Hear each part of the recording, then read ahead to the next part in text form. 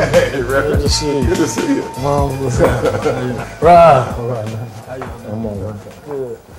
You know, I keep hearing as I travel around the country, we don't have a lot of black leaders anymore. When Dr. King and Malcolm was alive, they used to say we ain't got no black leaders. And now they say we ain't got no Malcolms or no Martins, or there's only one or two of you. Are we really at a deficit of leadership? And is there a difference between a black leader and a leading black? I'm Joe Watkins. And, the Reverend Joe. The Reverend Joe Watkins. I also used to work in the White House for the first President Bush. Kinds of leaders. Republican. That's right, I'm a Republican, but well, there are different kinds of leaders. I mean, for me, my dad was my example. I mean, he was a school teacher, he was a principal, but he was also my father. He was present in the home, and he and my mother provided wonderful leadership for me and my siblings. And we moved from the projects to a house in Queens, and they were leaders and still are leaders in our lives.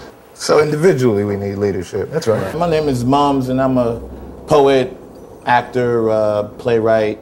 I think we need a black coach rather than we need a black leader. We need leadership that's going to be strong enough to take a look at ourselves, you know, and be critical and say, yeah, you're not running that 40 fast enough. We need unity a lot. There's a lot of black profile. There's a lot of black money.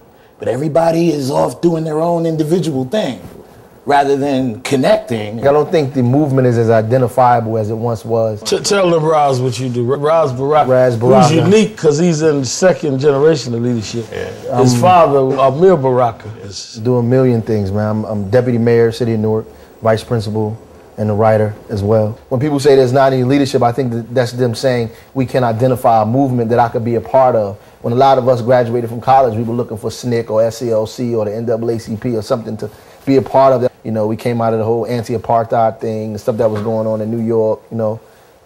When those things didn't exist, I think people began to say that there was no movement. But they said the same thing when Dr. King and Malcolm was alive. You know, I think the illusion is a lot of people try to act like everybody in the 60s was involved. That's not true. Most people were not involved then, just like they're not involved now.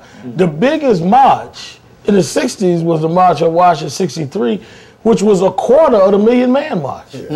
But if you hear people talk about it, you think 10 million people was at the march with I Have a Dream. Other than that march, his biggest march was like 10, 20,000 people. So I think that we tend to romanticize people that are gone and crucify people that are alive. I don't think anybody in history had all black people with them.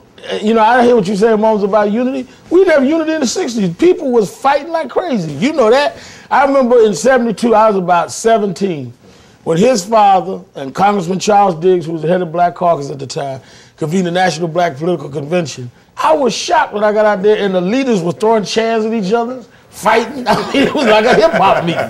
So, I mean, we talk about unity, like Dr. King and Stokely and Malcolm got along. That's not true.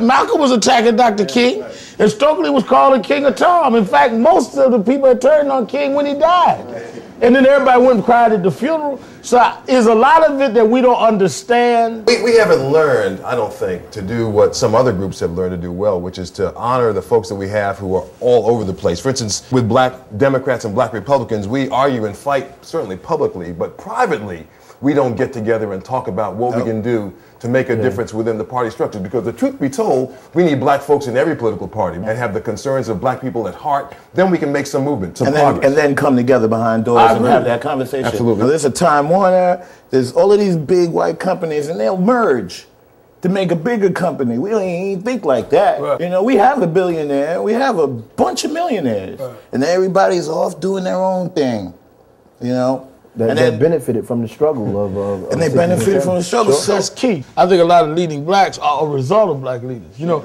I remember a few years ago, Newsweek magazine did this cover story, The New Black Power. The chairman of the board of Time Warner, Dick Parsons, and Chanel, the American Express. And with first paragraph says, the alternatives to the Jesse Jackson, Al Sharptons, no, they're the results. Right. They're not, and they won't stay there. Unless there's a threat for people like us. You know, the amazing thing to me, Roz, is if something happens and people like, Jesse, I don't show up, they'll say, where are we?